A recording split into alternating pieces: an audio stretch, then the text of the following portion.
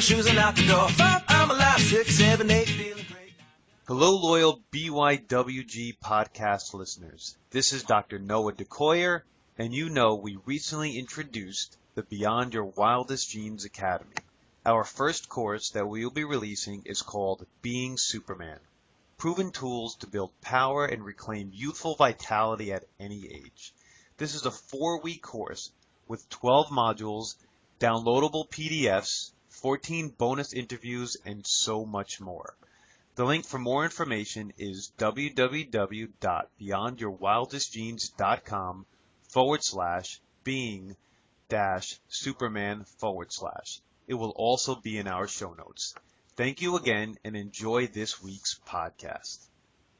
Hey everybody, welcome back to the Beyond Your Wildest Dreams podcast. I'm your co-host today, Dr. Mike Akinfora, and today I get the pleasure of interviewing once again Dr. Trevor Cates. Dr. Cates, how are you?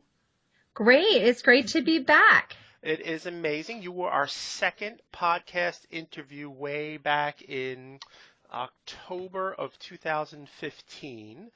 And we are excited to have you back on the show. You've written a book that we're going to get into.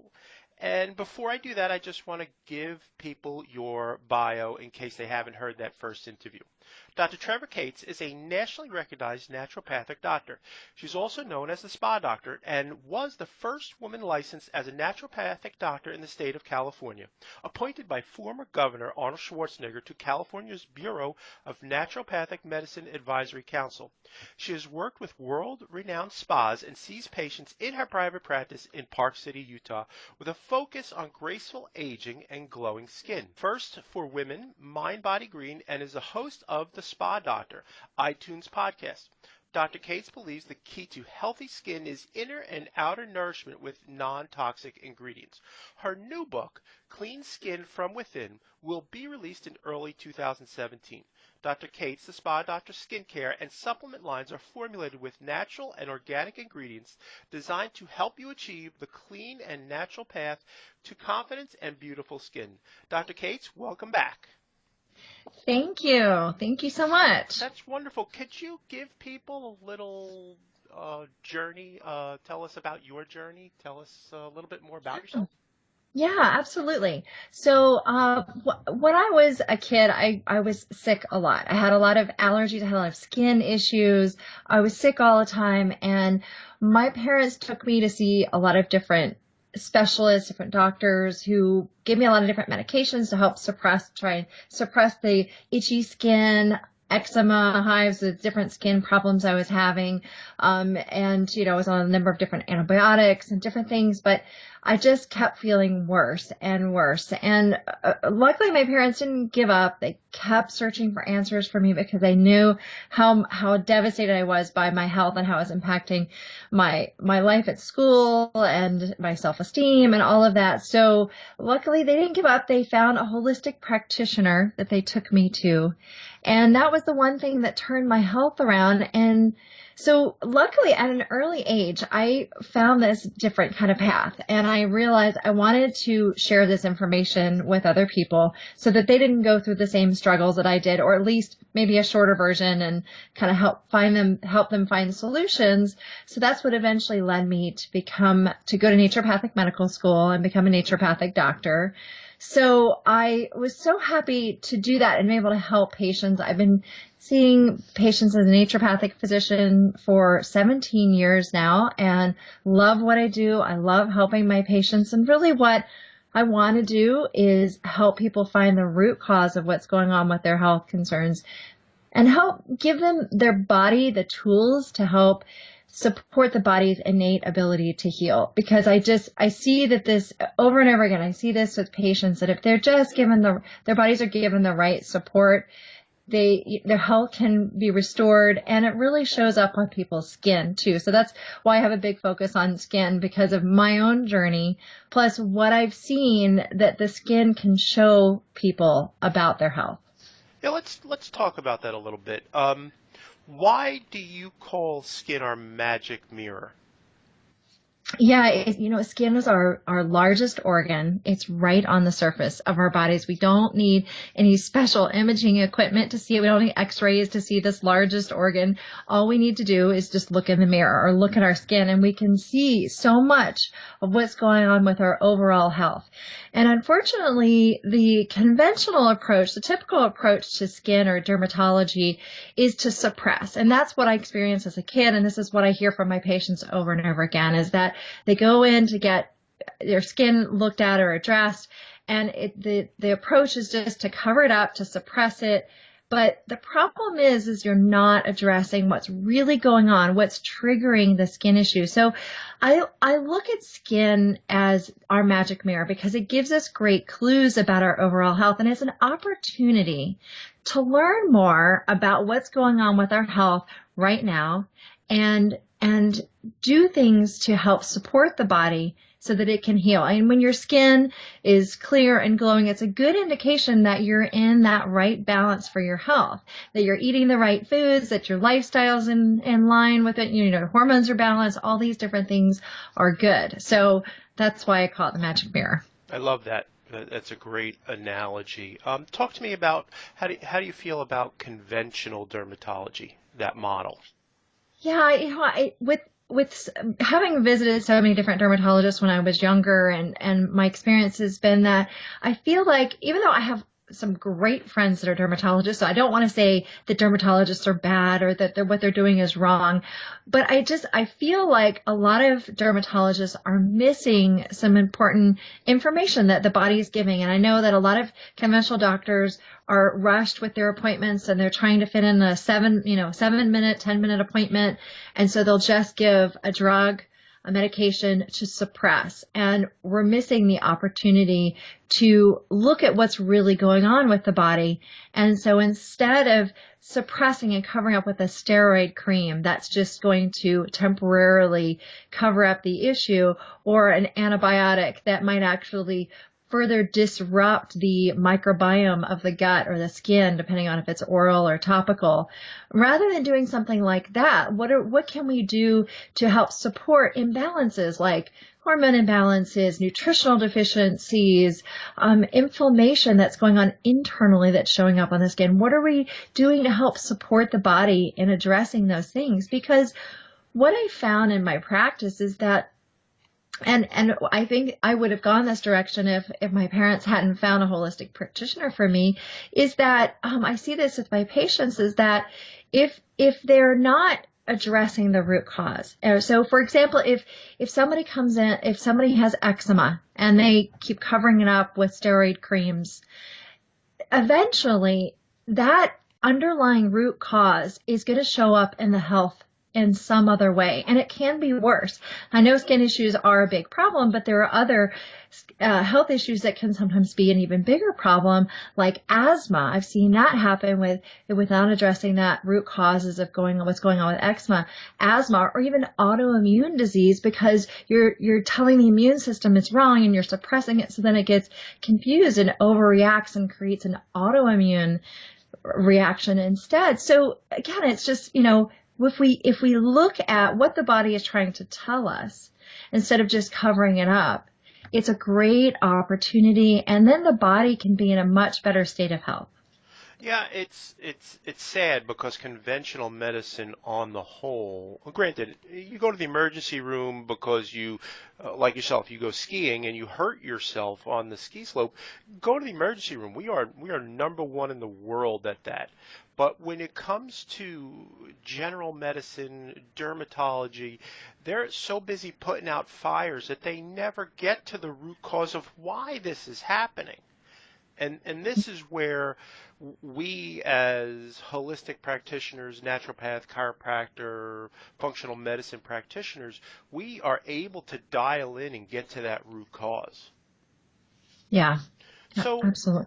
talk to me about what skin changes could I look for that are a sign that my body is not well? Yeah, like I said, skin gives us great clues about our overall health, and I think it's a great habit to get into of checking out your skin and looking in the mirror before, if you're a woman, before you put makeup on, check out your skin in the mirror and notice every day. It just, it takes a few seconds. Just look at your skin and notice what's going on. Do you notice your skin is more dry? Does it seem paler, duller? Do you have dark circles under your eyes or puffiness? Do you have, breaking out in acne? And if you are, where are you breaking out? Is it along your jawline or is it forehead? Where? Because those mean different things. Do you have like a dry skin, some eczema kinds of patches of skin, any changes in your skin that's anything less than clear, glowing. And of course, this is not something we do to be hard on ourselves. I don't look in the mirror and go, oh my gosh, I look terrible. The idea with it is to use your skin as a tool. And if it is out of balance or you have any of these signs, then think about what you've been doing with your diet. What diet changes have you made recently? If you suddenly have a breakout, think about what's changing, what's going on in my life. Or, for women, where are you in your cycle? As far as food goes, did you eat a bunch of sugar? Did you eat certain foods you don't normally eat? And the same thing goes for if your skin looks really good and you're like, wow, my skin's never looked better. Think, what have you been doing lately? Did you use some new skincare products that seem to be working well for you? Did you eat some really wonderful, essential, fatty acids in your diet? Did you get more of those that might be helping your skin? So I think it's just, looking in the mirror, checking out your skin maybe before you get in the shower, looking for changes that can give you an indication that you're either going in the right direction or the wrong direction. And now for people who have chronic skin issues, it can be a little bit more challenging to identify that. If you already have skin problems, then you might need to see a functional medicine doctor, a chiropractor, a naturopathic doctor to kind of help you figure out where to start. But, using your skin on some tools, using your skin as a tool can be and helping you figure out where you are and where you need to go. I love that. Let's dive a little deeper into that. So what are the key underlying factors that impact skin? Well, one of the big ones is inflammation, and I call it skinflammation because it's internal inflammation that shows up on the skin. And this can be from a number of different factors, but this is one of the big things that I see cause eczema, rosacea, acne, psoriasis, even vitiligo and other chronic skin conditions. Is a lot of times there's internal inflammation, and we need to do things with our diet, with our lifestyle to help reduce that inflammation. And sometimes that means taking supplements and things too to help address that inflammation. So that's one of the big root causes. Also, hormone imbalance. I mentioned that already. That can be a trigger for skin conditions, especially with acne. That is a particular one. But also with other skin conditions, if you're looking at the hormone cortisol, which is our stress hormone, that can be an inflammatory trigger for a lot of chronic skin issues. So that could be another big root cause. Nutritional deficiencies certainly play a role. We know that there are certain skin signs that we can get that show nutritional deficiencies. For example, the skin condition keratosis pilaris, which is these little bumps that occur on the backs of people's arms from like their elbow to their shoulder. And a lot of people have these little bumps, and that can actually be a sign of a zinc or essential fatty acid deficiency.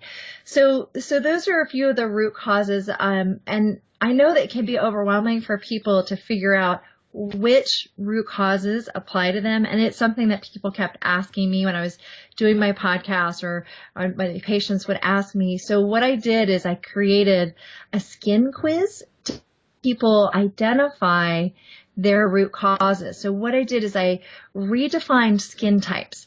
Instead of giving skin types a name like dry skin or acne-prone skin, I give each of the skin types a human name. So there are names like Olivia, Amber, Sage, emmet, and heat. Those are the 5 skin types. And it has to do with, that's because I see my patients as people, right? They're not just skin issues or diseases, they're people. So I base it upon some of my own patients.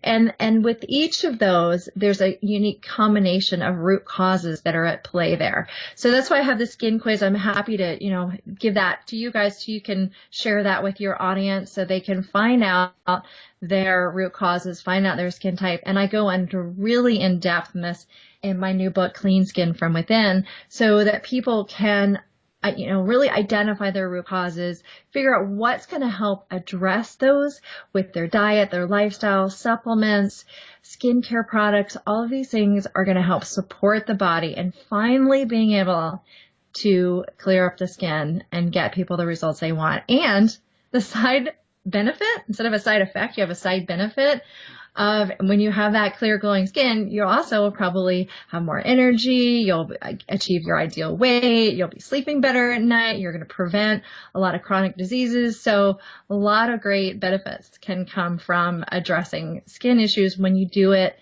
by getting to the root cause. Awesome.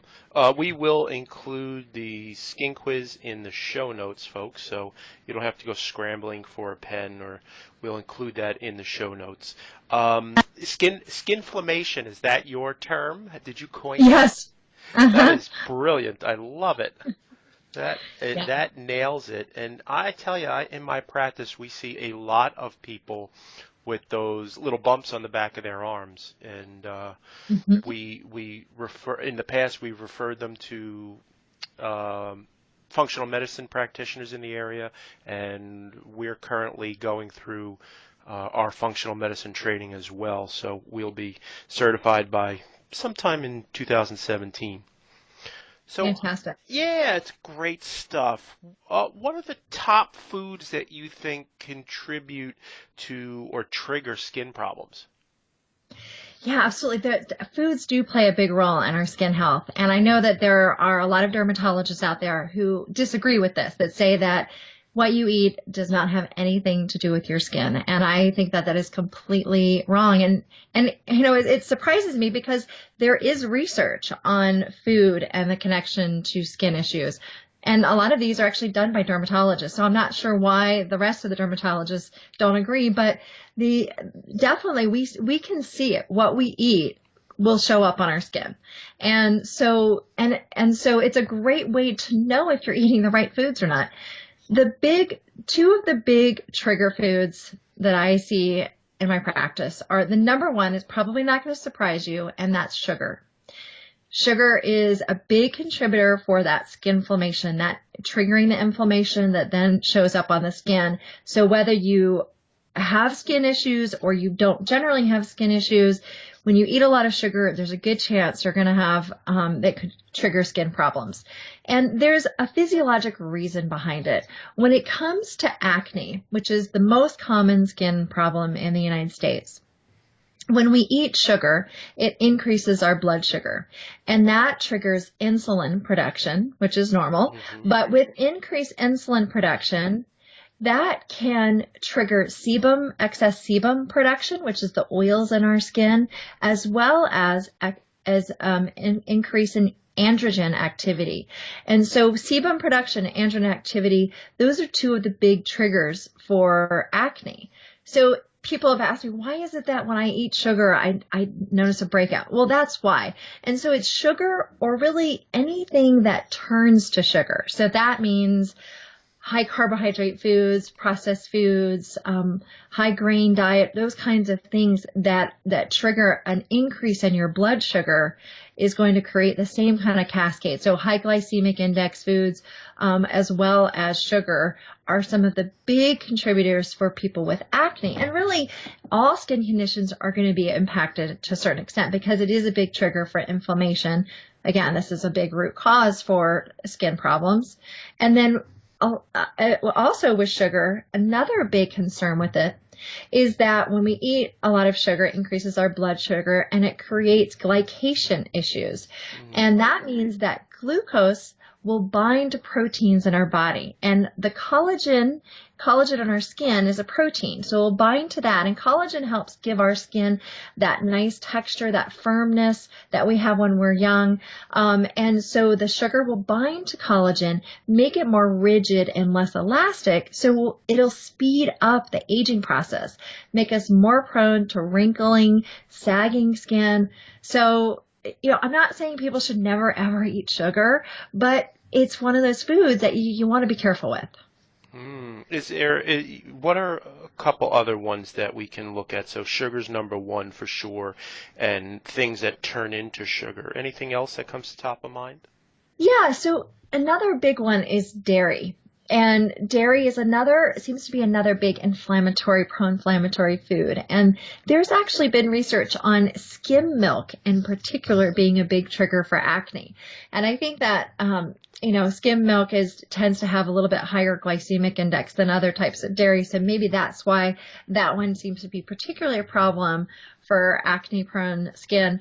But really, dairy is also one of the other concerns with dairy is that the nature of milk itself is that it comes from a lactating mammal, and so it contains hormones, and hormone imbalance are one of the big triggers for skin issues. So even if you're getting organic, grass-fed, dairy products grass-fed dairy products from grass-fed animals, it's still going to contain hormones just because the animals need hormones to produce milk, and so it ends up in the milk. So one that I would say if people tend to have skin problems or you have some special day coming up and you want your skin to look particularly good, I would say cut it out for at least 10 days to see how your skin does.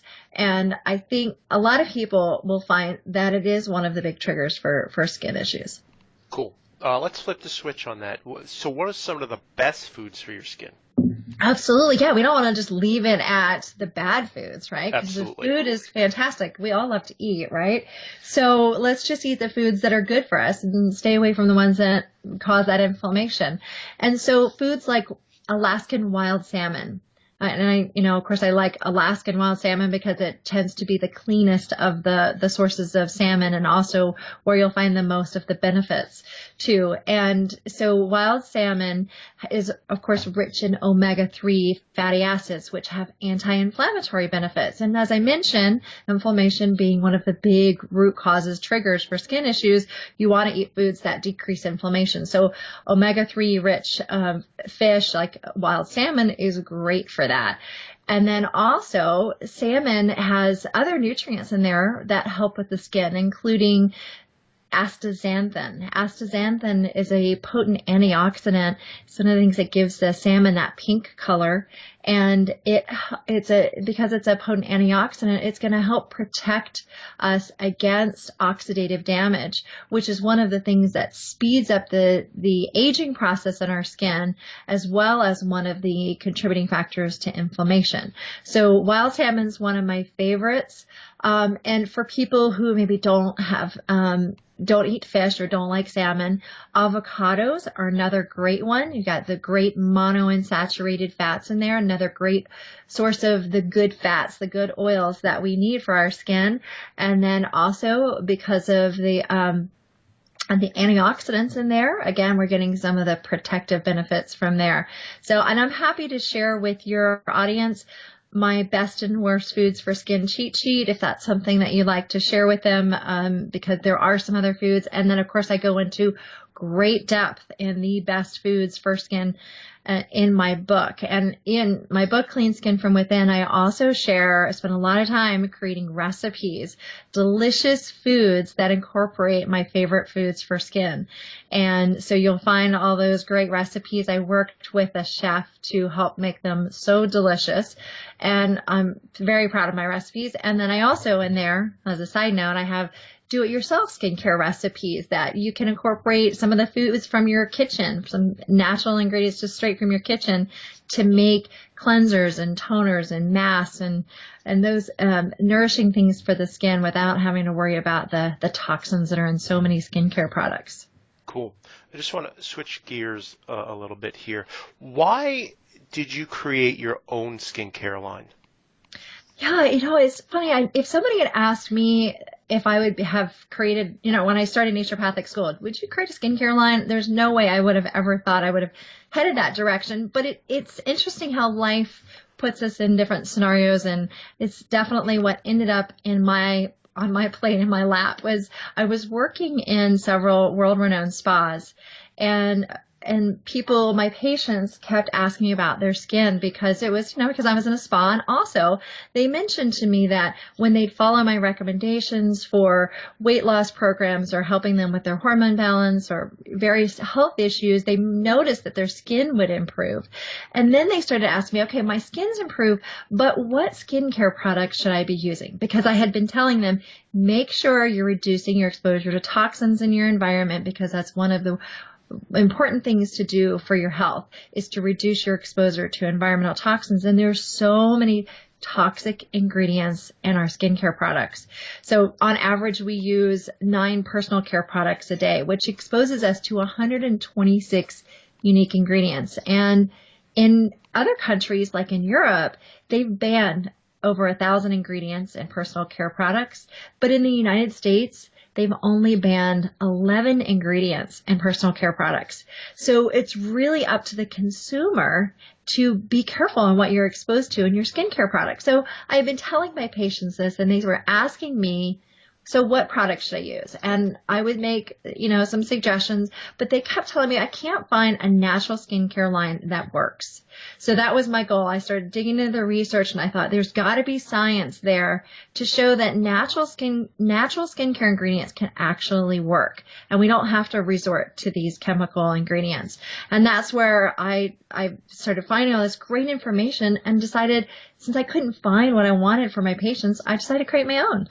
Yeah, So I created the Spa Doctor's Daily Essentials. It's clean, non-toxic, we use natural and organic ingredients, and I'm sure to source the highest quality natural actives, and that they're perfectly pH balanced for the skin to help support the skin microbiome so that the skin can be clear and glowing and age gracefully.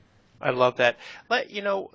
Talking about skincare, personal care products, that's what it is. I think this is one of the great frontiers that has not been explored, and you kind of dialed in on it. So what are some of the skincare products that people should avoid? So I'm not going to go on specific skincare products, but what I'll do is I'll talk about ingredients to look for, because I don't want to bash any particular product or brand names or anything out there. But I think it's, there are some simple ingredients to look for to get started. And of course, I have the top 20 of these in my book, and I explain in detail why each of these ingredients should be avoided and what they do. And there are also some great resources online, like the Campaign for Safe Cosmetics website has some great information on this. I have blogs on this on my website, thespadoctor.com too. But the first one, I would say, this is in so many products, and even some of the so-called natural products, and that is fragrance. People think, oh, I want to smell good. I want my products to smell good. So oftentimes we overlook the word fragrance, thinking that it's benign because it's in so many products. But the problem is that when manufacturers put the word fragrance on a label, that gives them an opportunity to hide a lot of ingredients they do not have to put on the label. One example of this is diethyl phthalate. Diethyl phthalate is a type of phthalate, which is a plasticizing agent. And it's used to help the smells last longer in fragrance. But the problem is it's a known endocrine disrupting chemical, a known hormone disrupting chemical. So the last thing we want to do is disrupt our hormones further by being exposed to ingredients like this when we're already concerned about our hormones and our skin. And we do know that these ingredients, these phthalates, are taken up into the body. In fact, a National Health and Nutrition Examination Survey, an NHANES study, found metabolites of diethyl phthalate and other phthalates in over 75% of the samples that they did in a population in the United States. So this is widespread. We have a widespread exposure to phthalates, and we're absorbing these. A lot of times people think when they're putting products on their skin that they just sit on the surface. Or I think people just don't even think about it because we have so many products that we're putting on our skin or makeups that women use, don't even think about the fact that what you put on your skin, remember, it's our largest organ. It's an organ. It's a living organ. So our body will absorb those into the bloodstream.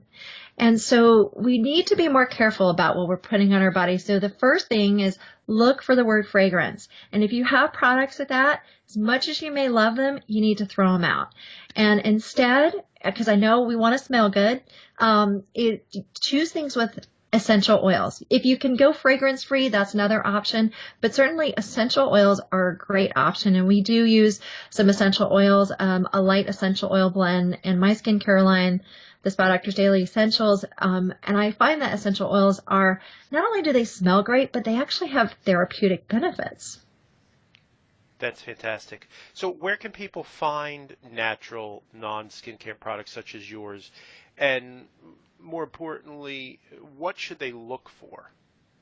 Absolutely. I think certainly, you can, I've got my skincare line I put a lot of work into, and we can give you, share a link that you can share with your audience to get the skincare products, the Spa Doctor's Daily Essentials. And so, I think the things to look for are avoiding the harmful ingredients, things like the synthetic fragrance that I mentioned. Also, you may have heard of things like parabens, like methylparaben, propylparaben. We want to avoid ingredients like that, as well as formaldehyde releasers. And those can have big, long, weird names. So you might want to just look that up on my website or in my book, or Google that, because there are a whole bunch of names for those. But you need to avoid those ingredients and instead start looking for more of the natural, non-toxic ones. And so looking for ingredients like aloe or arnica, sea buckthorn fruit oil, pomegranate seed oil. These are such great ingredients. Rosemary extract. And what these do is they have, like rosemary extract, for example, has natural preservative benefits. So you can avoid with using something like rosemary extract, you can avoid a lot of these synthetic preservatives. And the side benefit is it enhances your skin. A lot of the skincare products that are out there that have these synthetic ingredients, they might make your skin look good temporarily when you put it on, but they're not actually enhancing the quality of your skin. They're not enhancing the skin microbiome and nourishing your skin the way that natural actives can do. So that's why, there are multiple reasons for switching over to natural skincare products. And so we've covered some of those today. Sweet. Dr. Cates, where can people find you in the world? Well, my website's thespadoctor.com, and doctor is abbreviated DR, so it's THESPADR.com.